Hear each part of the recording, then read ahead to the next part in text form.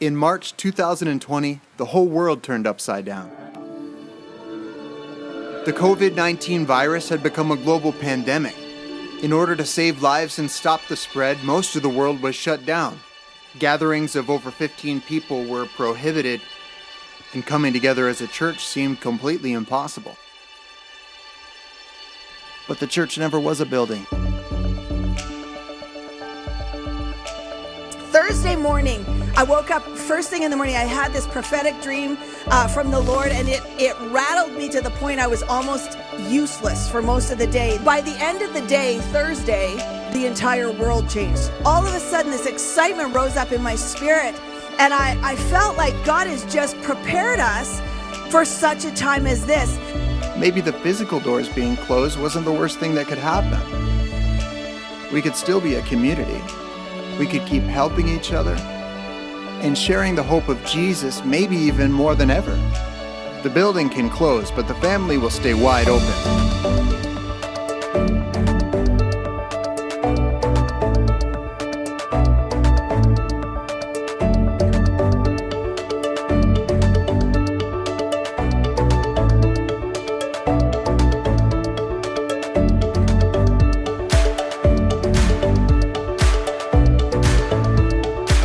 In place right now is a new Facebook group for our Victory GP fam. That is for you guys to just connect with one another. My heart is Acts 4. Everybody shared what they had and nobody did without. If you've got extra, share it. You need something, ask for it. You need somebody to pray for you. You want to pray for somebody. God's been showing you something. That's the place to share it.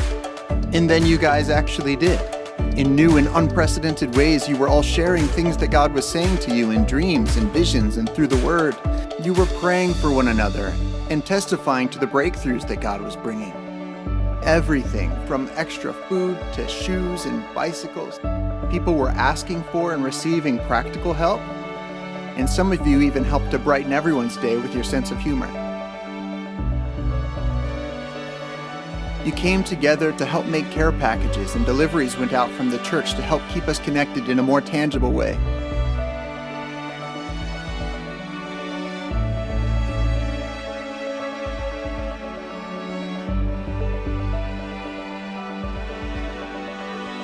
And since you couldn't come to us, we sent church out to you. Broadcasting went out 3 to 5 times a week with Sunday services, Bible studies, and prayer meetings. Mom & Co. was broadcasting awesome devotionals for the kids, and we'll never forget the epic times we had together with Pastor Jason for Kids Craft.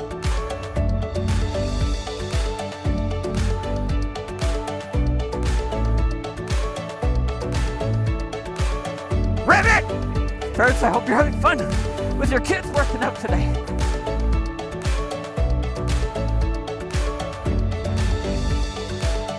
Kids, for another spot, fast as you can.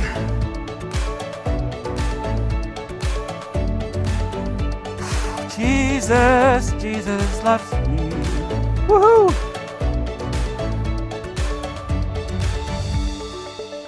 With people stuck at home, our online content and audience over quadrupled.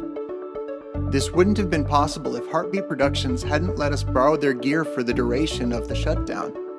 Incredibly, all of the funding for our tech tune-up came in during the crisis, and we're now equipped to keep broadcasting this way going forward. So if we have to do important things like Mother's Day and all of Easter week from a distance, we can do it. And we'll still be doing it together. This was not an easy time, and being heavily restricted came with a cost. While we passed through these waters, we had to say goodbye to our sister Cindy. It didn't seem fair that we couldn't gather together in the conventional way to celebrate her life. During these challenges, the church found her voice. Your voice was heard. Our prayers were heard. And an unprecedented relationship between the church and our provincial government was realized. And it was finally time to come home.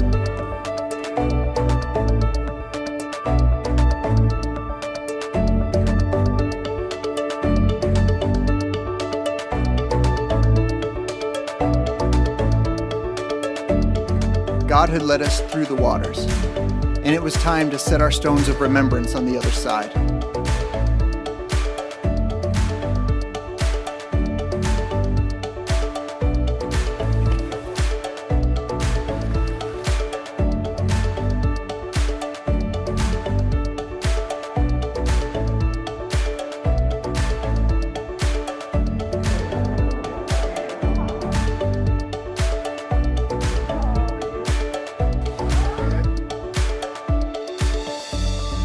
We know that things can't be the same as they were before, and we would never want them to be.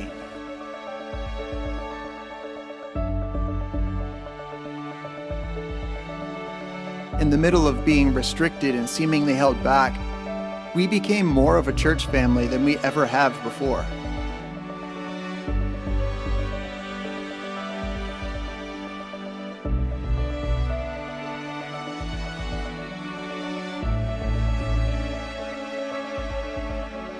And we have such a greater sense of the value of what it means to call this church our home.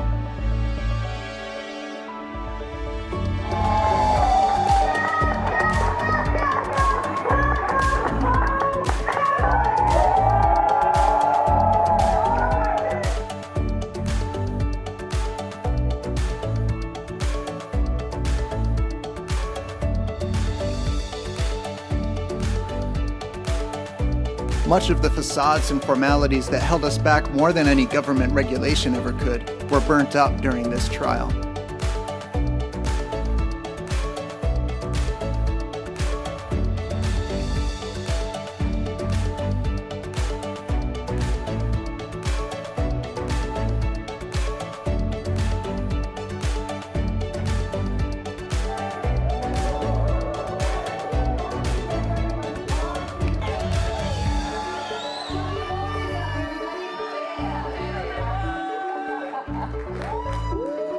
We've learned that even if the doors of the building are closed, as a church family, we'll always be wide open.